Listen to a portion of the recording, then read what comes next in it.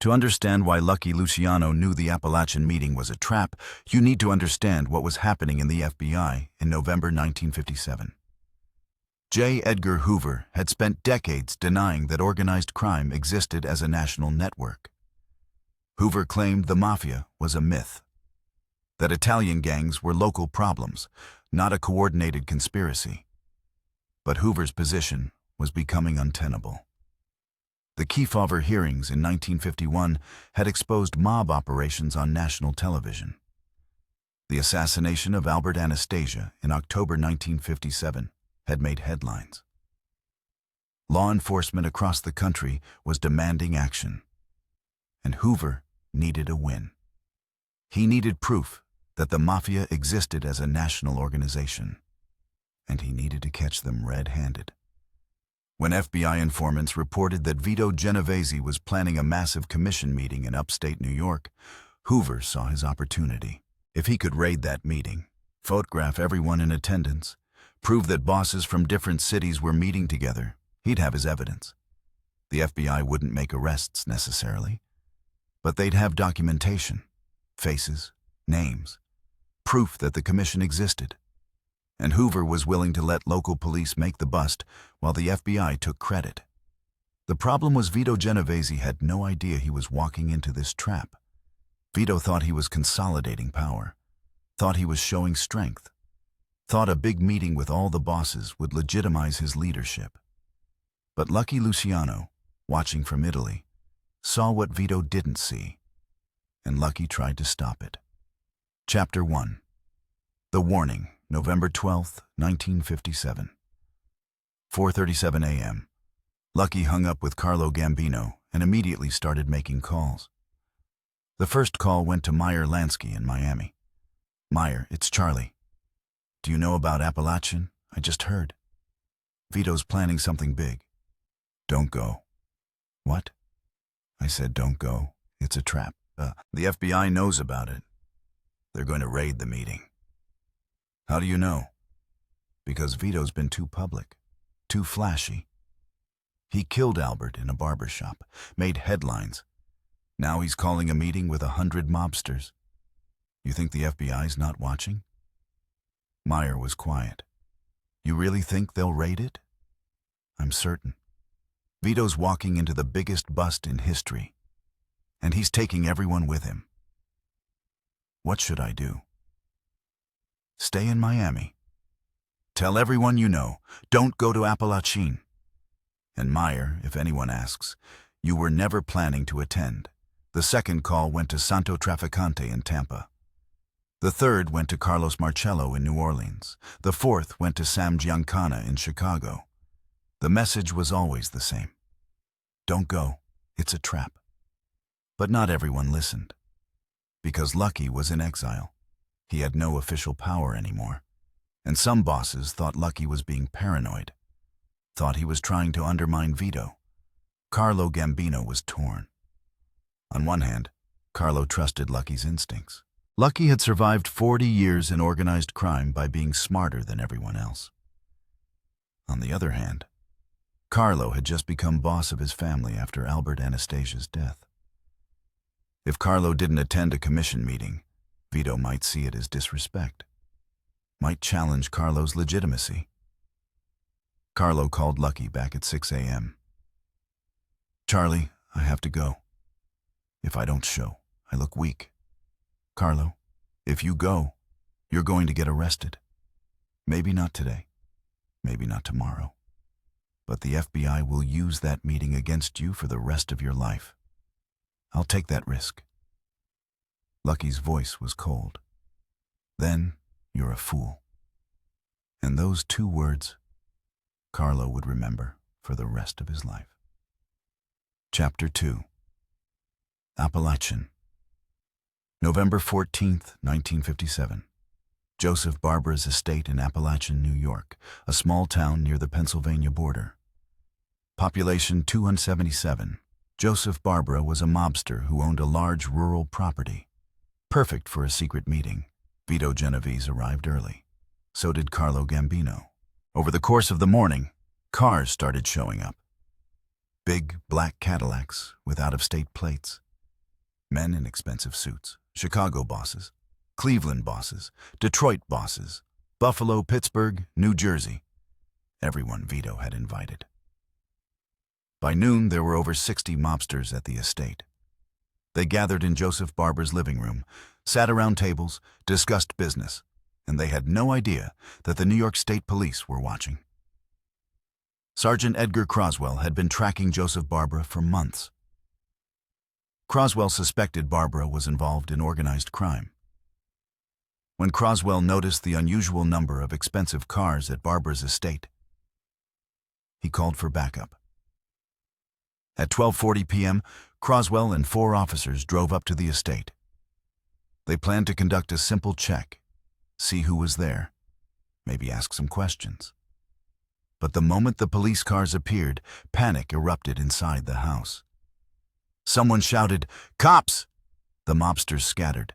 Some ran out the back door into the woods. Some jumped into their cars and tried to drive away. Some hid in closets and bedrooms. It was chaos. The police started stopping cars, demanding identification, writing down names, license plates.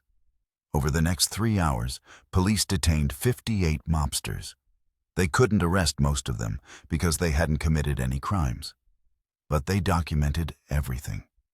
Names, addresses, cities, associations. The newspapers ran the story the next day. Mafia summit raided in upstate New York. Photos of mobsters being questioned. Lists of who was there. It was the biggest organized crime story in American history. And it destroyed the FBI's official position that the Mafia didn't exist as a national network. Because here were bosses from 10 different cities, all meeting at the same location, all at the same time. J. Edgar Hoover had his proof. Chapter 3. The Fallout. Carlo Gambino was one of the 58 mobsters detained at Apalachin.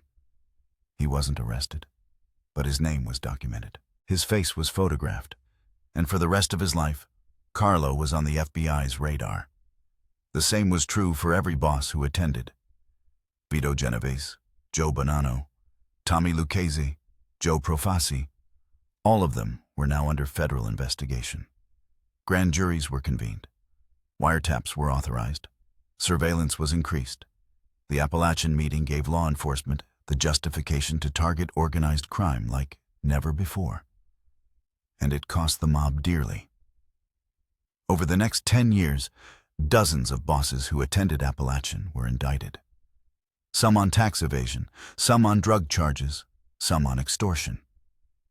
Vito Genovese himself was convicted of drug trafficking in 1959 and sent to prison, where he died 10 years later. But the bosses who didn't attend Apalachin, the ones who listened to Lucky's warning, they survived. Meyer Lansky wasn't at Apalachin. He stayed in Miami. And Meyer avoided federal prosecution for another 20 years. Santo Trafficante wasn't there. Carlos Marcello wasn't there. And Sam Giancana wasn't there. They all stayed away because Lucky told them to. And because of that, they remained powerful while the Apalachin attendees fell one by one. Chapter 4. Lucky's Vindication. 3 days after the raid, Carlo Gambino called Lucky from a payphone in New York. "You were right." Lucky's voice was calm. "I know. How did you know?" "Because Vito's been careless. He killed Albert in public. He took over Frank's family through violence. He's been drawing attention. And when you draw attention, the government notices." Carlo was quiet. Then he said, "I should have listened to you." "Yes, you should have. What do I do now?" "Now you survive. Keep your head down. Don't do anything stupid. And wait for Vito to fall. Because he will fall." "You're sure?" "I'm certain. The FBI has documentation now.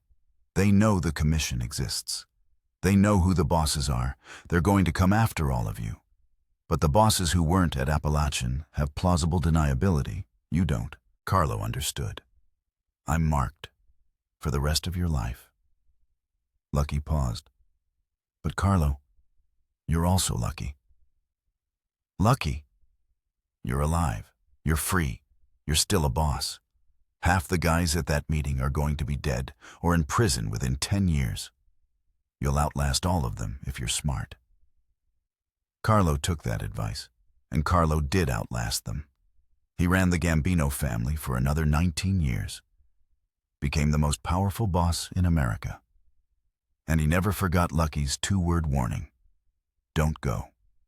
Chapter 5. The 2 words. Years later, in 1970, a reporter asked Carlo Gambino about the Apalachin meeting. It was a rare interview. Carlo almost never spoke to press. But the reporter asked, "Do you regret attending the Apalachin meeting?" Carlo's answer was careful. "I regret not listening to better advice." "What advice?" "Someone told me not to go. Told me it was dangerous. I didn't listen." "Who told you?" Carlo smiled slightly. "A friend, a very smart friend," the reporter pressed. "Lucky Luciano?" Carlo didn't answer. But he didn't need to. Everyone knew. Lucky had tried to stop Apalachin, had warned every boss he could reach, had told them it was a trap. Most ignored him, thought Lucky was exaggerating, thought he was trying to undermine Vito. But Lucky was right.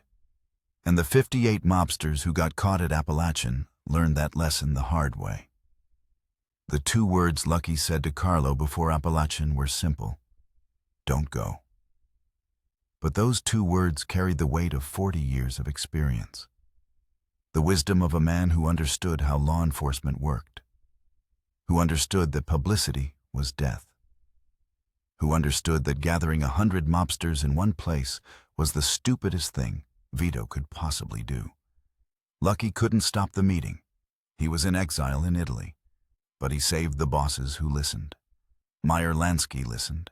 Santo Trafficante listened. Carlos Marcello listened. Sam Giancana listened. And they survived.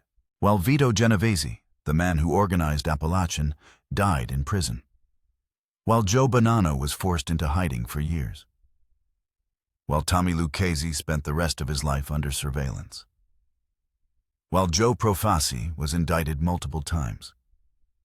The bosses who listened to Lucky's warning lived long lives, died natural deaths, passed their empires to their sons, because they understood something the Apalachin attendees didn't.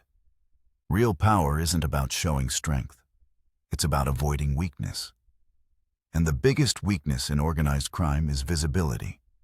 The moment the public knows who you are, knows what you do, knows where you meet, you're finished. Lucky understood that, tried to teach it. But some people have to learn the hard way. Apalachin was the hard way. 58 arrests, hundreds of photographs, thousands of pages of FBI reports. The end of the commission's secrecy, the beginning of the federal government's war on organized crime. All because Vito Genovese wanted to show off, wanted to gather all the bosses, wanted to prove he was the most powerful man in America. And Lucky Luciano, watching from across the ocean, tried to stop it.